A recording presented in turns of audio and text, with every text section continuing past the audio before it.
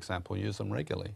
Just quickly on another matter which may have passed public attention, but in the Senate when it began there was the referral of the Matt Canavan dual citizenship question off to the High Court, and bundled in with that Scott Ludlam and Larissa Waters. What was your attitude, if it ever came on for debate, but it did not, about this idea of a vetting panel, some sort of authority that would check the bona fides of each and every senator?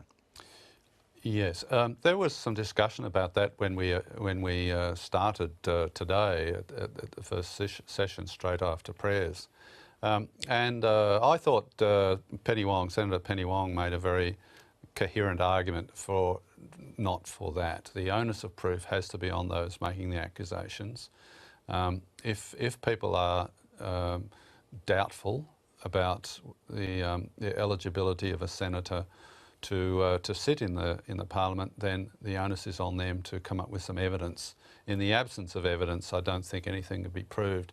And how can someone like me, I mean, I have a Swedish name, and I can trace my history back to the 15th century in Sweden, but I'm also a fifth generation Australian. That's on my father's side. On my mother's side, I think it's about 5 generations as well. Well, apart from my Australian birth certificate, which is insufficient. How could you prove it?